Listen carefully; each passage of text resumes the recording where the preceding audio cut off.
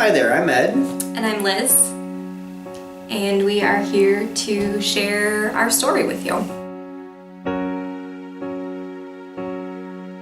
We actually met online on Match.com, which is kind of funny because we were at the same place at the same time on multiple occasions. Many times.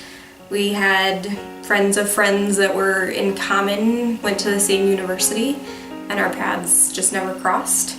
So we were lucky enough to find each other, and our first date was on my birthday in May of 2009. One of the best birthday presents ever. And then 13 months later, Ed surprised me by proposing through the paper. He actually put our engagement in the paper and let me find it, and when I was there to turn around, he was there with a ring. So Glad it all worked out. And then 13 months after that, we got married on July 23rd, 2011. 2011 was a really big year for us.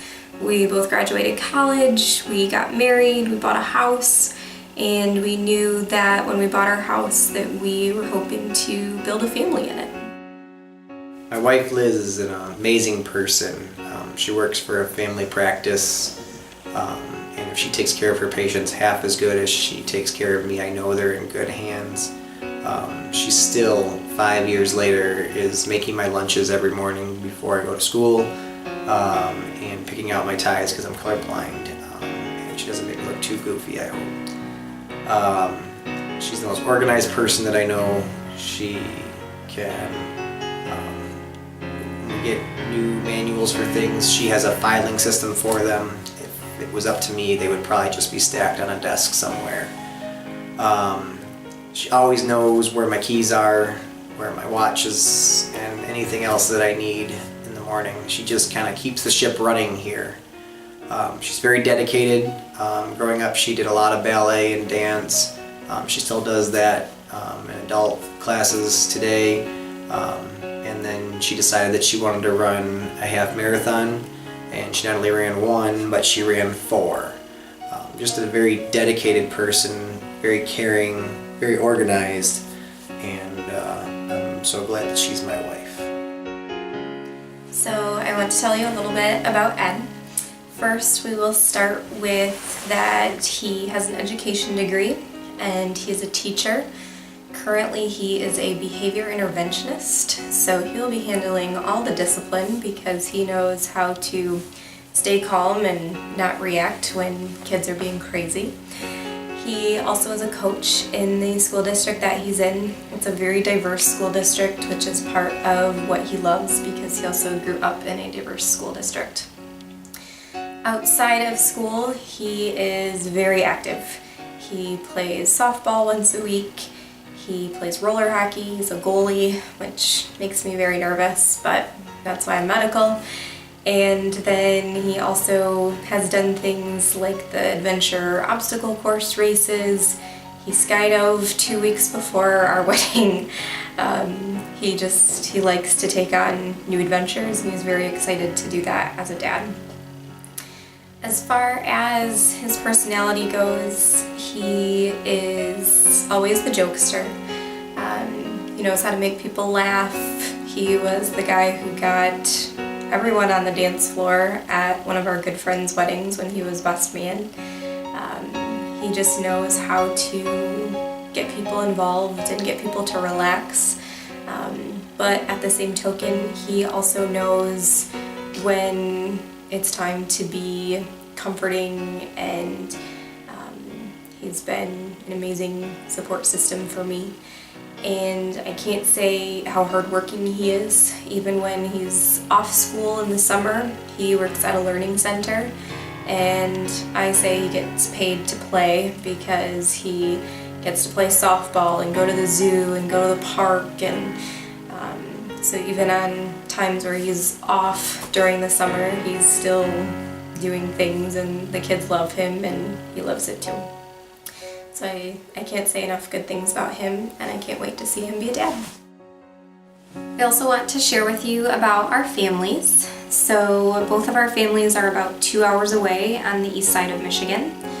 Ed comes from a family of 4. His sister lives in the state of Washington, and then his parents are about 2 hours away.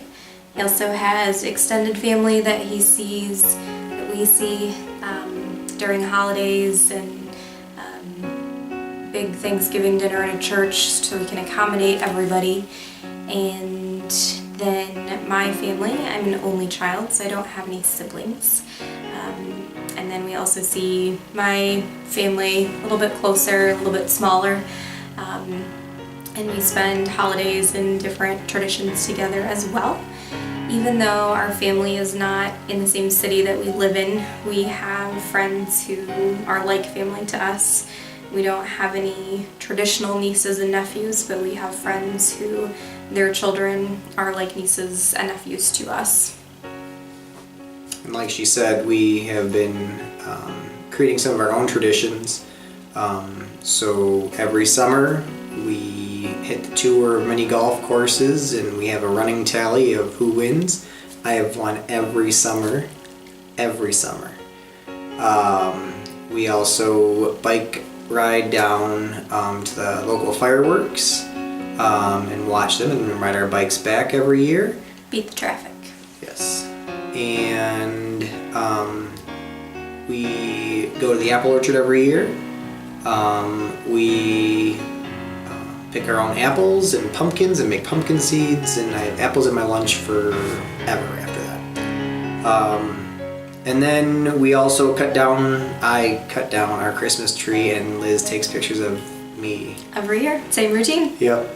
Grunting and sawing and carrying. Getting really dirty. Yeah. She enjoys that tradition.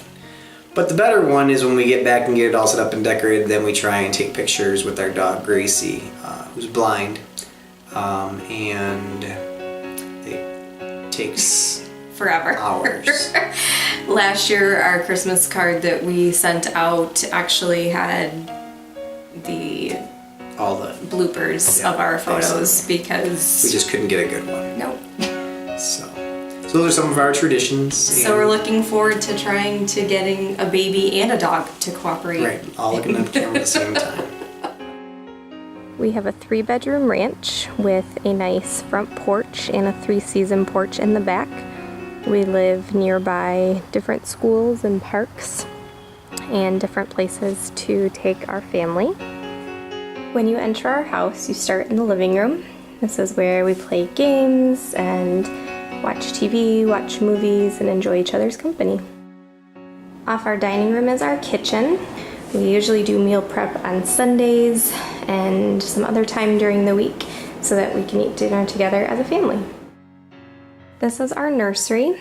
We have a crib and a dresser and our jogging stroller, Ed's old toy box, and we have a shelf full of books as well as a chair to read in and to cuddle in.